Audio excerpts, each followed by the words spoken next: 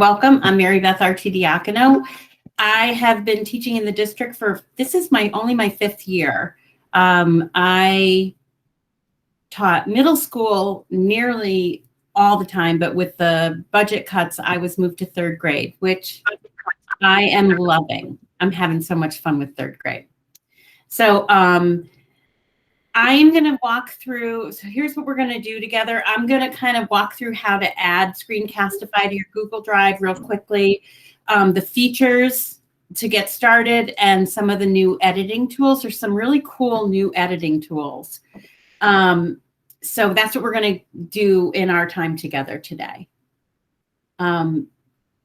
So the way you access Screencastify is you need to add it as an add-on to your Google Drive.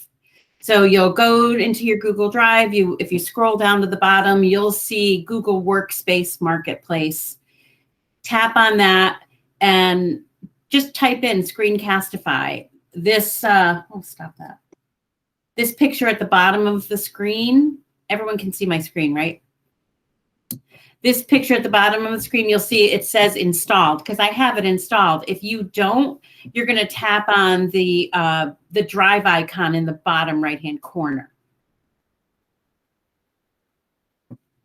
Once you do that, then it'll be right there on the top of your screen, and you can tap on it anytime you want to record what you're doing. So when you do tap your Screencastify link, this option, this little box will come up. And right now, last year we were fortunate, and I think Screencastify was giving it away. We had unlimited access to video, so you could record an hour long if you wanted to. Right now, you only have 5 minutes, but honestly, 5 minutes is really plenty. If you're using it for giving directions, if your directions take more than 5 minutes, you probably need to break what you're doing up into smaller parts. I don't know if you'll agree with me if you're teaching at the high school level. I know at the middle and elementary level, but really, people can only remember a few things at a time. So if you can't fit your directions into 5 minutes, you might want to rethink either how you're giving directions or if the task itself needs to be broken up. When you tap that, you'll have a few choices. You can choose just a tab in your browser, and it'll only record on that from that tab. You can tap desktop, which will give you access to all of your tabs, and webcam only, which maybe, Anne-Marie, you were using when you were getting your students to introduce themselves. I don't know. You want to have your microphone on and the embedded webcam on. I'll show you how to turn it off if once you get started, you don't want your face in the video.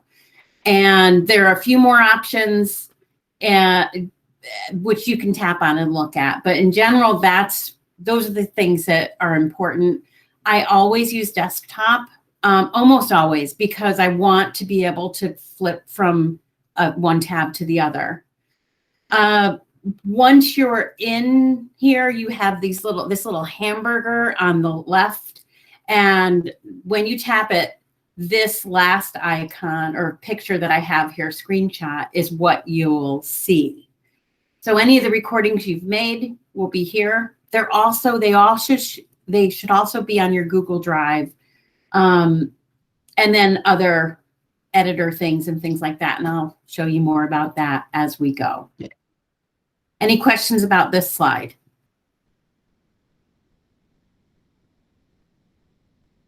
Okay. So there's some really cool features in Screencastify.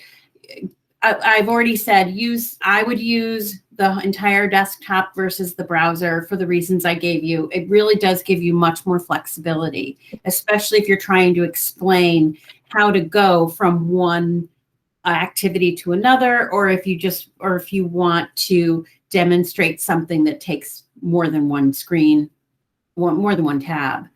And then I already talked about the embedded webcam. Okay. So I want to show you a few examples of features in Screencastify and how I've used them. So I am going to start here. This little video I'm going to show you, I'm explaining to my 8th grade students how to do a puzzle that we posted last spring when we first went remote. We were not synchronous, we were asynchronous, we were having a really hard time teaching things to students. So this was a great tool for that. So I will show you this screen. Oh, why didn't that go to that? Okay, no worries. I think I'll go to my live. Oh no. So it was supposed to go right to the video, but here we go.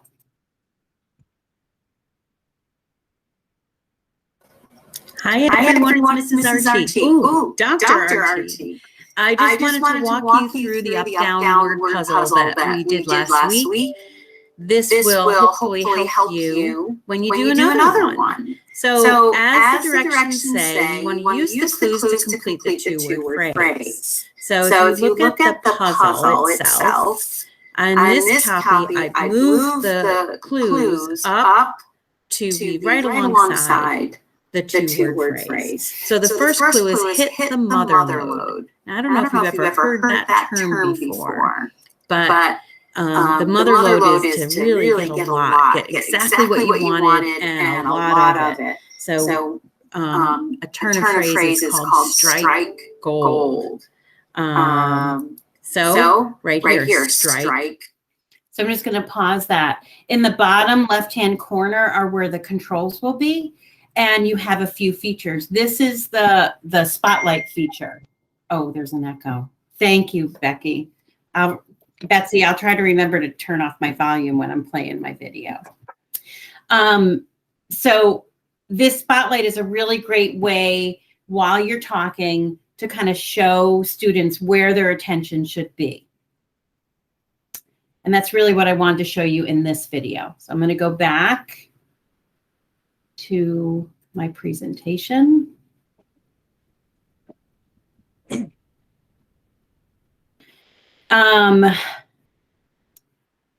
Editing. So there's a really cool editing feature to your videos.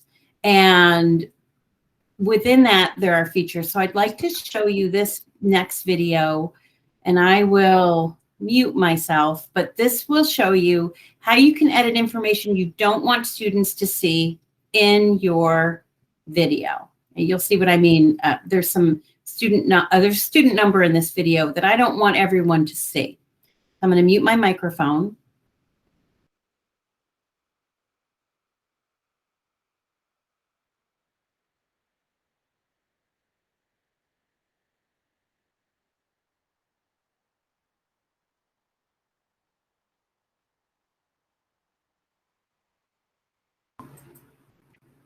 Hi, everybody. It's Dr. Archie. I wanted to demonstrate how to get into Mayan so that you can read books over your February break. I'm going to take myself out of this picture because you don't need to see me to do this.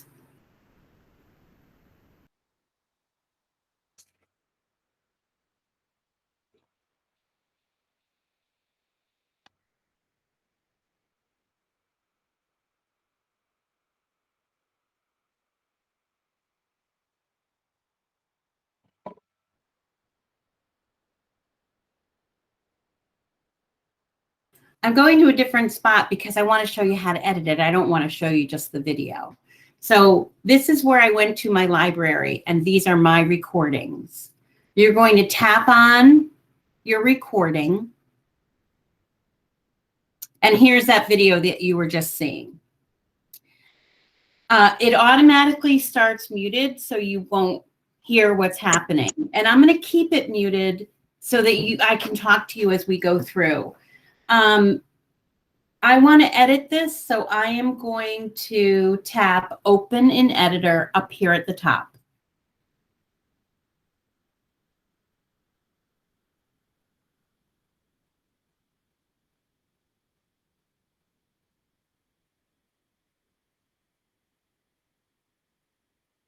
and this is what you'll see. So I happen to know what I want is going to be somewhere around here where the white box opens. So I'm going to move my cursor to start there, and I'm going to press play. Student number in here, right? So that's what I want to blur. I don't want the other students to see that student number. So I'm going to back up my screen a little bit. Oops, there. Okay. Right about there. And then I'm going to tap blur. And this purple box comes up. I can move that purple box up over what I don't want my students to see. You can adjust the size of it. It's a little too small.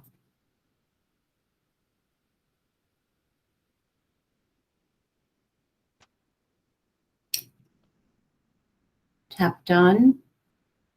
And now you see that purple box is down in my film editing stream.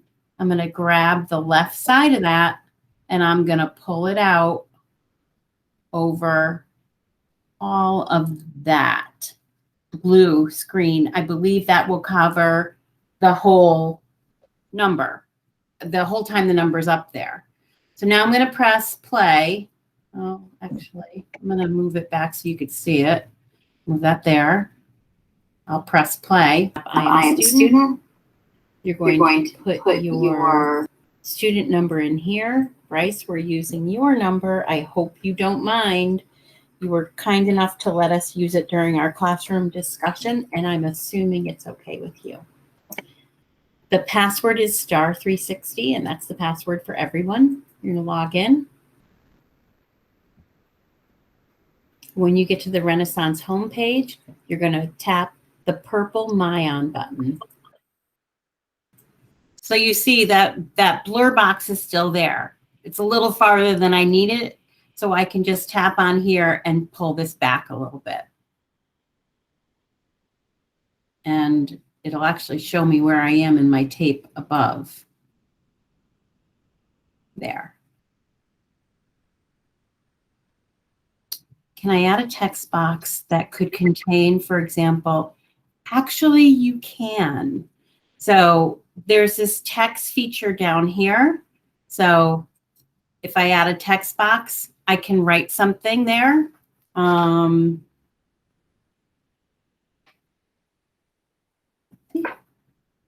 can change the font, and that will be up there. And I can move it around. Can I move it around? I thought I could move it around. Okay. I put it up at the top. Put it down at the bottom. Put it in the center. Okay. You can also shorten the length of your video. So oftentimes I have my camera here in front of me, but I'm working off another monitor. So I will start my video by talking to a student, saying, or whomever, and say, this is what I'm doing. And then I'll look over here and I'll take myself off of the camera, or maybe I'll put myself back on, or maybe I'll kind of ramble at the end. I can cut that anywhere on this end, and you can actually cut inside of the video itself. So when you're done, I guess I'll take out the hi, Betsy. Okay. I'm going to export it to my Google Drive.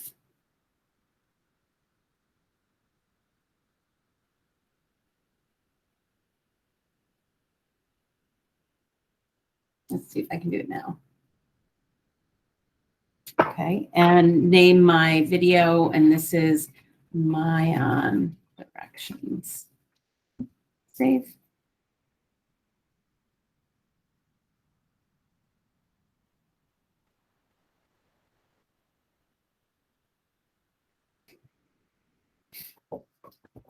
To share this, I can email it to students, but I can also get the link, copy the link.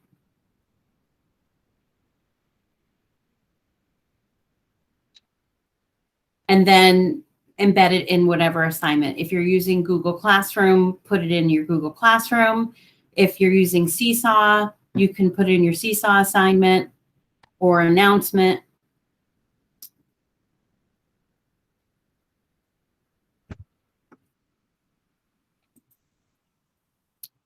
So those are some of the editing features.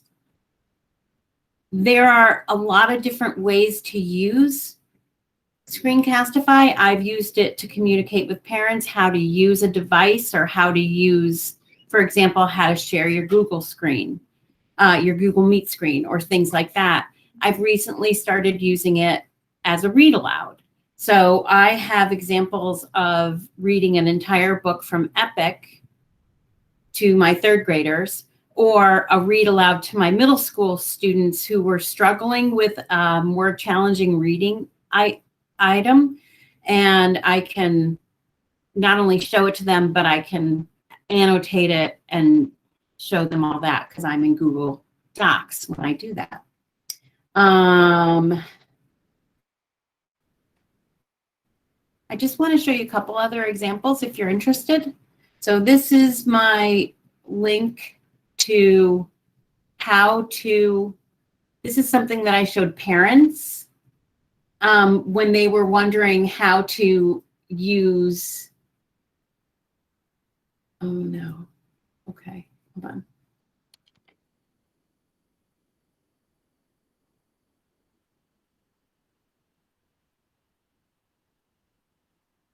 Okay, how to use a math website that we started. So, hi there. I'm going to show you a website to practice your math facts.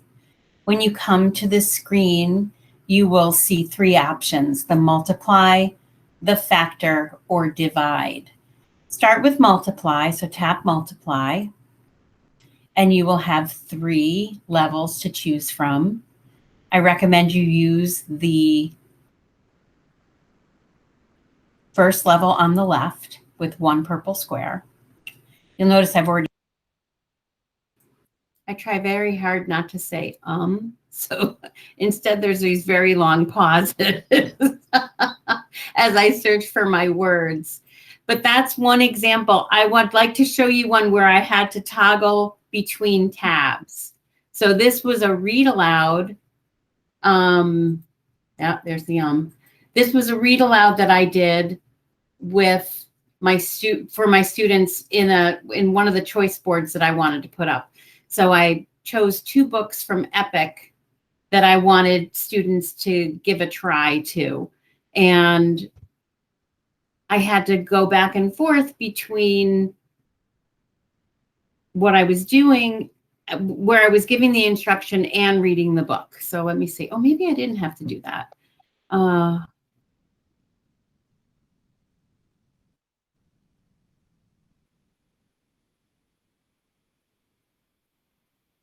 While I'm looking for that, does anybody have any questions so far?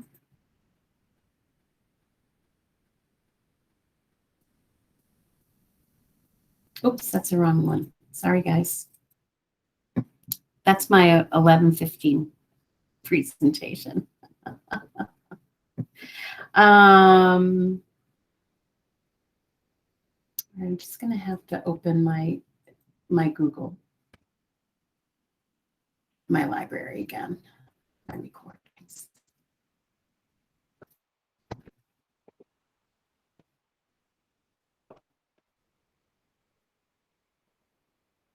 I've used this to show how to do vocabulary, a read aloud, earth skulls, how to do a running record, the math one that I just showed you, how to make Bitmoji, how to get books on Epic as I just showed you, and let's see about Acorn.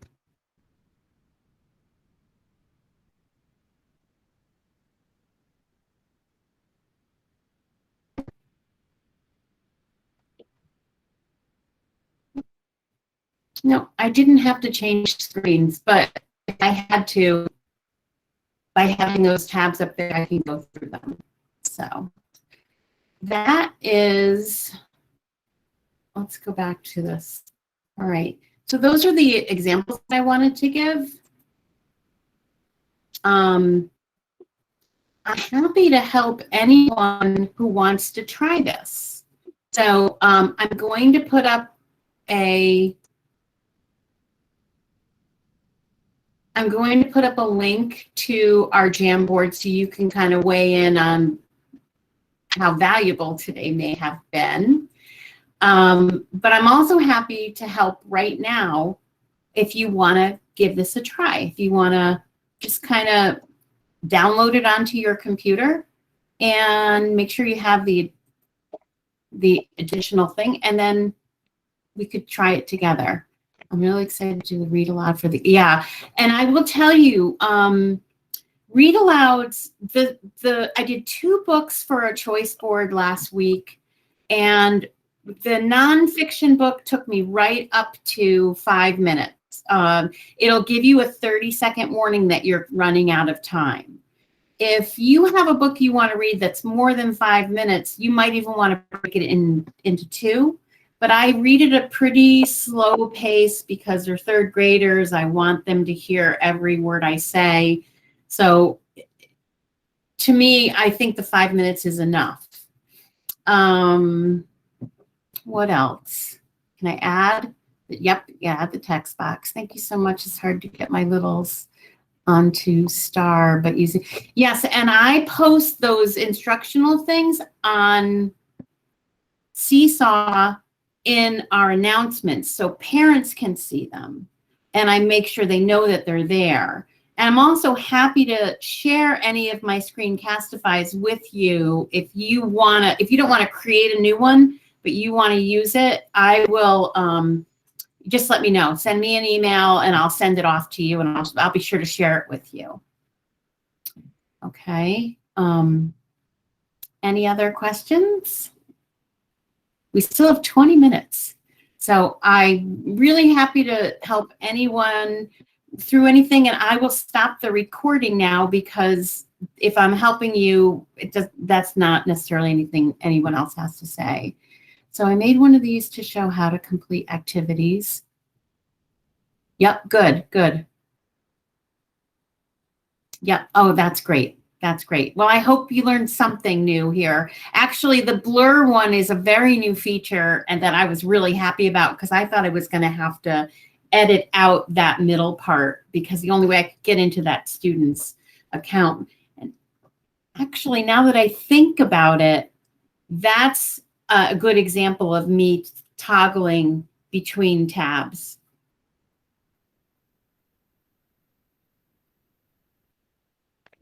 Oh, I'm going to stop the recording. Let's see. Okay. Stop.